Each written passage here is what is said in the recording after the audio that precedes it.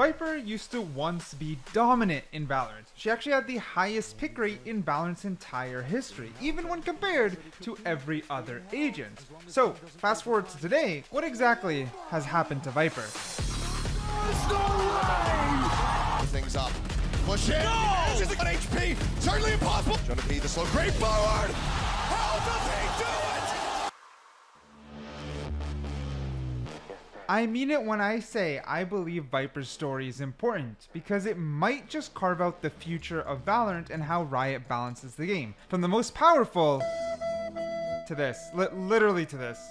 Alright, but let's roll it back a bit. All the way back as far as we can go. Okay, maybe this is a little bit too far back. Okay, dude. Okay, dude. That's the one. Nonetheless, it makes some pretty funny background footage. Now, upon the release of Valorant, so literally all the way back, Viper wasn't seen as overpowered nor underpowered. However, there were a few key turning points in Viper throughout history that unfortunately doesn't sit extremely right with me. Let me explain. Now, Viper is obviously an iconic controller. I don't think anyone will ever question that. However, her actual significance really started to fall apart after a ton of nerfs completely slapped her in patch 8.08. She was once dominant in both professional and ranked play, that's the key thing, both of them, and then the changes substantially diminished her effectiveness, leading many people to kind of question if she's actually worth playing. Now, this is genuinely reflected today. This is something we cannot ignore. Viper just has a measly 1.6% pick rate, one of the lowest in the game. Not the complete lowest, but to make it clear, amongst Astra, Brimstone, Waylay, and Harbor.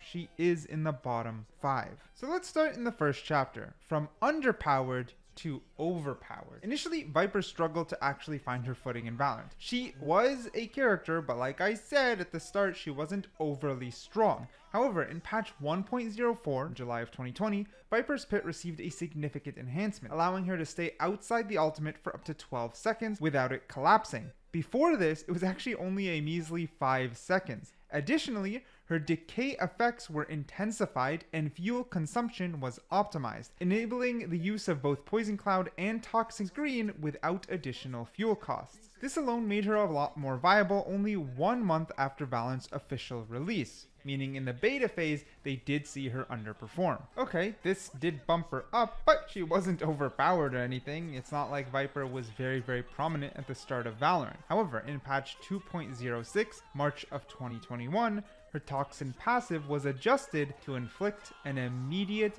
50 decay upon enemies entering her smoke. This alone is where most of us will remember the turning point for Viper. It turned Viper from the bottom tier character to now this insanely powerful agent. Meaning just passing her smoke will instantly decay you 50 points. This made it a lot more threatening to actually push through Viper. These alone elevated Viper's status, making her a staple pick for both pro and ranked play. These buffs were obviously the main turning point for Viper and her way up. Literally beforehand, she had a 2% pick rate, and then she was able to jump to a 19% pick rate. However, of course, it is important that Viper, just like some other agents in Valorant, like Harbor, has a huge issue. She was map dependent. Even with all these buffs, she was map dependent. Because the buffs already made her very viable, what do you think happened to those map dependent picks where Viper was needed?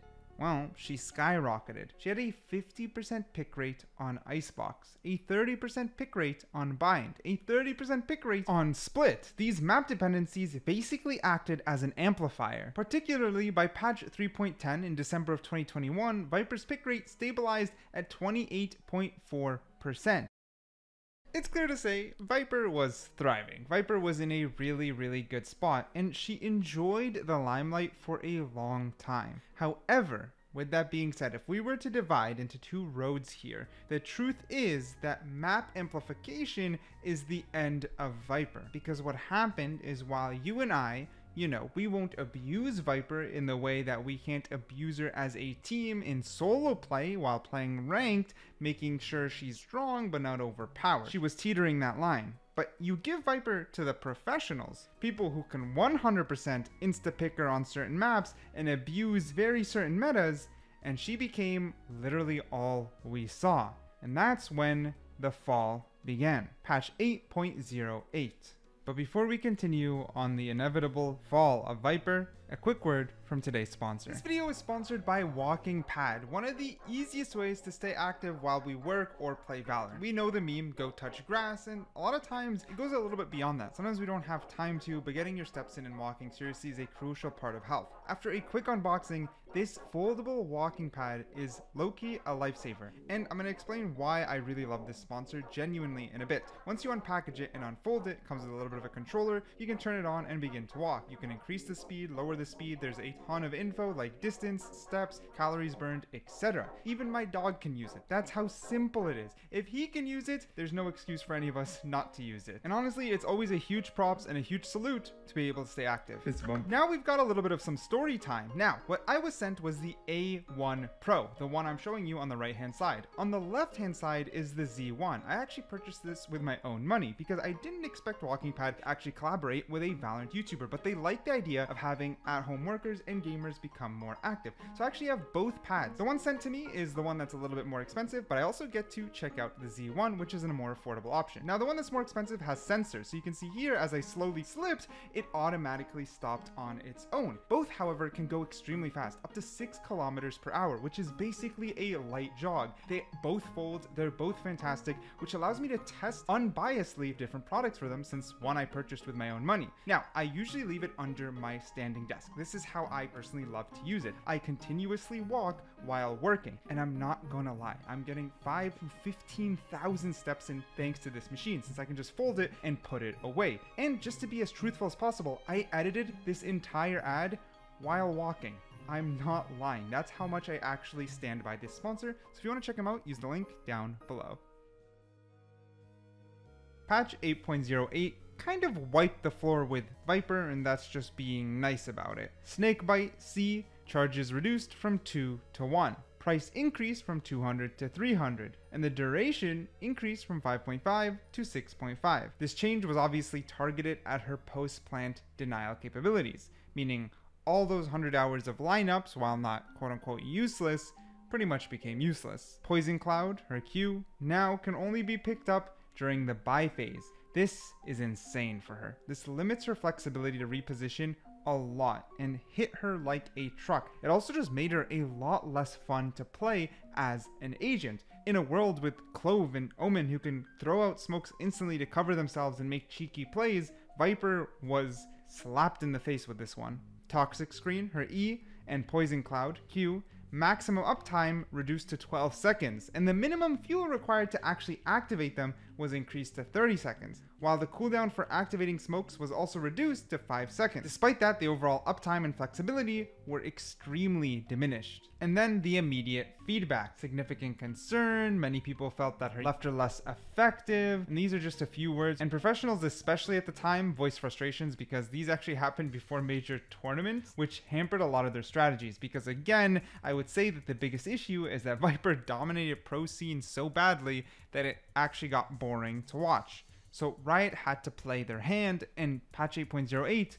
was the cards played. In the end, this quite literally was a transition from underpowered to overpowered and back to underpowered. But with all that being said, Viper never received any more changes, and she is still left in the dust, a sub 2% pick rate. However, the worst part of all is that the pick rate can go up and down depending on the map pool, i.e. if there's icebox or not. And this is the biggest issue. Well, I guess two big issues. One, Riot's focus on balancing for pro play. Most of us know this. I've voiced my distress about it before, and because it really is there. We've seen it happen over and over and over, and it's still happening till today. Quite literally, the most recent Yoru nerfs came because of pro play. And then two, the inability to create or balance agents based around maps. Some people argue it's okay for certain agents to be stronger on certain maps, and this is true, but the thing is, it's already true for a lot of agents. A lot of agents excel at certain maps over others. Sorry to use the same guy again, but Yoru has always been strong on Bind.